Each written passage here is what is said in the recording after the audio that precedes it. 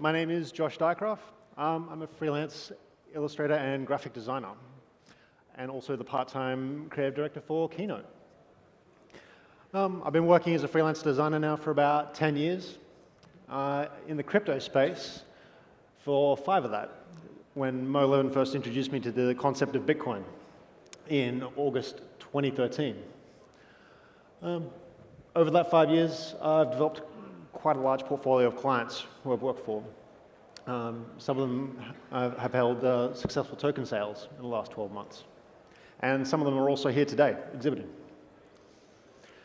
What I'm best known for in this space, though, is probably developing this poster. It's a map of the 100 to 150 most significant companies in the space that I produce each year. Side note, if you have a company that you think is significant enough to put on this poster, reach out. I'll be developing the next version for 2019 in the next few months.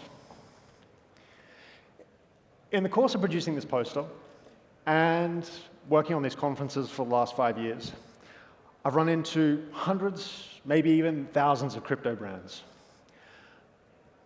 particularly in the last 12 months with the ICO boom. We've seen so many more brands pop up, so many of them misfiring. And I want to talk about what we can learn from the brands that have come out of this, and talking about the basics of effective brand design for a token sale. I thought this would be particularly relevant looking ahead with security tokens coming up on the horizon. We may be seeing another wave of these brands popping up.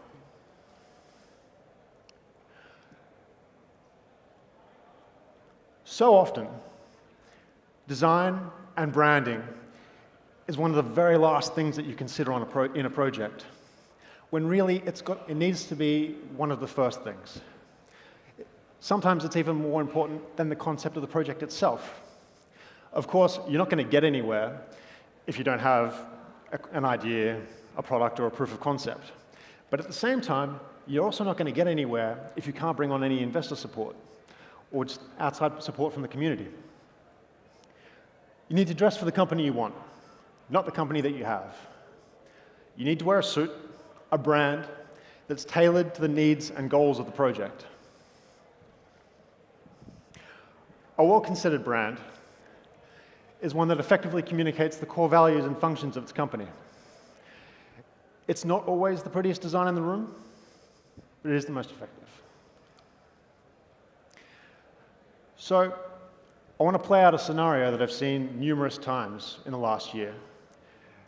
At Keynote, we've been holding these pitching contests at all of our events. And I've seen some fantastic brands. I've seen some terrible brands. Some of those terrible brands belong to fantastic projects that really should take off, but they just don't.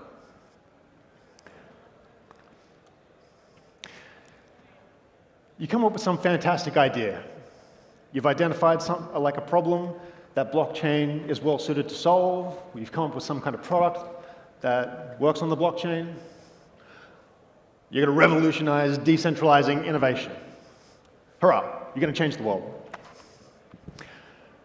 You come up with a product, you come up with a proof of concept, and before you go to pitch it to potential investors, you realize, oh crap, we need to put a face on this thing.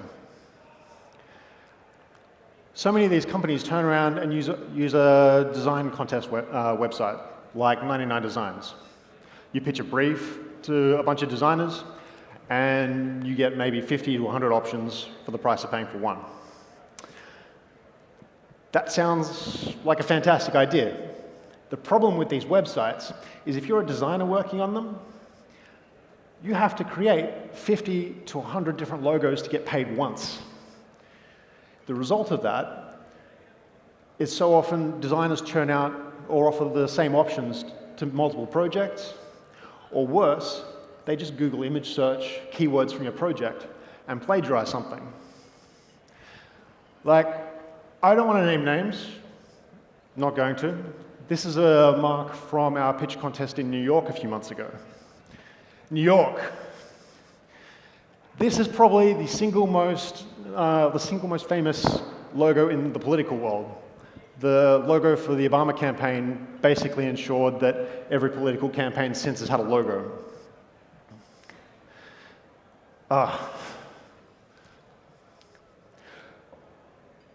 Okay, so you've got your $50 logo, and now you're pitching it. One of two things happens. The first is you fail. We live in a world, in an online world now, where we are so subconsciously accustomed to a spectacularly high level of design that anything less just looks wrong to us. You present this $50 logo, and it just rubs investors the wrong way. They're not going to, it just doesn't work. One of my favorite sayings in design is that everybody instinctively knows good design when they see it. The only difference with a designer is they can tell you why you like it. Option two is that you succeed. Either your concept is so robust or your spokesperson is so charismatic that it succeeds anyway. And you have a token sale and raise a ton of money.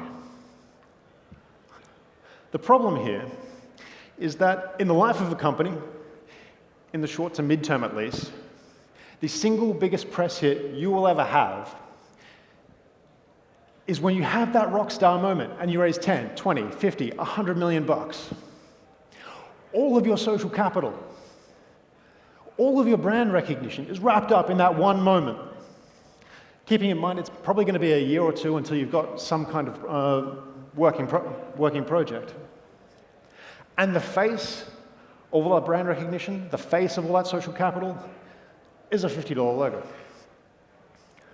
Now, suddenly you've got all this money, a team of advisors has magically appeared around you, and they're telling you that your brand just doesn't have the right stuff to succeed. It just doesn't have consumer appeal. It's just not going to get any more support from investors. Now you need to drastically change your look. There is simply no way that you can do a rebrand of the scale that you need to do without doing catastrophic damage to the prospects of your company succeeding. So, I'm not going to pick on any examples that I've seen of this in the last 12 months. Firstly, because I feel like it's probably a bit of a faux pas. Secondly, because it might get me in a bit of trouble. But luckily, there is one example of a token that fits this story that I can play with. Bitcoin. I propose that if a bit more thought and a bit more time had been put into the initial branding of Bitcoin, we would have had a much easier path to where we are now. In fact, who knows where we could be. Perhaps the only reason why it succeeded the way it has on this front is because its early competitors weren't much better. In fact, it wasn't really until Ethereum was launched that we really started to get a feel for how cryptocurrency projects should be branded and how we should portray them to the world.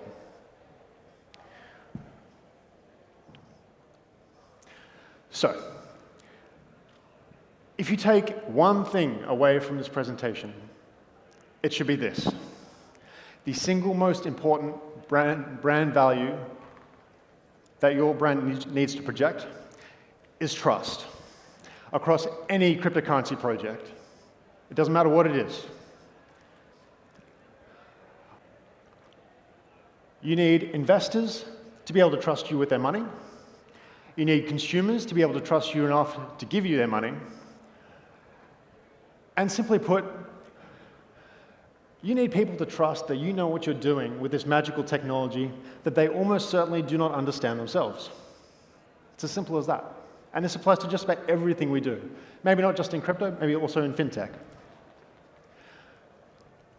Think about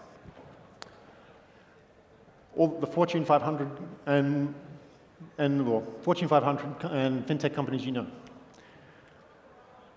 What their logos look like. You see some trends. There's a ton of blue here. A lot of very thick, stable fonts, a lot of capitalization. The only real outlier is in East Asia, particularly with Chinese companies.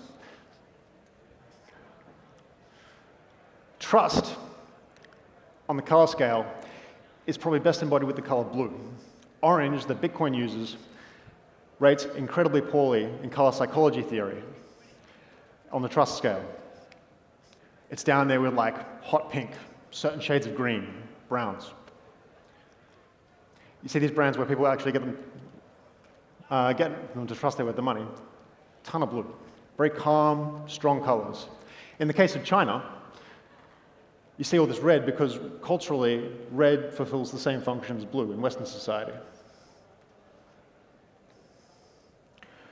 Let's take a look at the typography in Bitcoin. Designers call this a humanist font. That is, the font is derived from handwriting. Like you see the flick in the T, there are bulges in the C and the O. It's got a kind of a fluidity to it.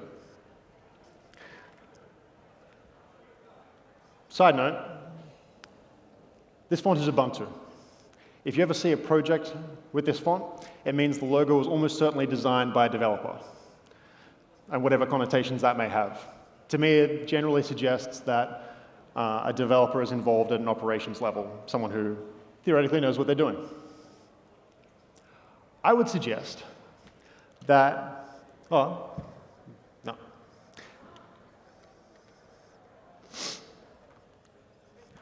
I would suggest that the kind of fonts we need to be using in cryptocurrency are what we call a geometric typeface. Coincidentally, my personal favorite geometric typeface is the one I use for World Blockchain Forum. This one's called Brandon Grotesque. So notice how there are lots of parallel lines, lots of geometric concentric circles. These things are suggestive of a system that works. People naturally find comfort and trust in these forms, as opposed to more asymmetrical forms. Take a look at the mark. So the mark is like the icon, the picture in a logo. This, to me, is where Bitcoin really, quite literally, falls down. So the Bitcoin logo was designed to look like a rolling coin. The problem with that is most of the time when you see it, it's like this. When you tilt the character like this, without correcting the baseline, so by that I mean like the horizontal lines in the logo, it gives the impression that the character is quite literally falling over. Is it any wonder that people can't trust or have had trouble trusting Bitcoin? I checked Bitcoin obituaries the other day. It was up to 309 times. It's probably worth noting as well, the Bitcoin Cash takes this to the next level. Bitcoin Cash is falling over backwards. It's not just tripping over. It is worth pointing out, though, that this logo is not a lesson in design. This is a very effective lesson in positioning. Positioning Bitcoin Cash as like a natural successor, putting it to the same level as Bitcoin, so on. So the mark is your best opportunity to tell a story. It's your best opportunity to demonstrate the brand values of your company. Another brand I developed recently was that of Kingsland University. It's one I'm pretty proud of. So, for example, like what I tried to portray here is like the cycle of development. We'll have like a status quo, something comes in to change that, the catalyst. That catalyst causes disruption. That disruption leads to innovation.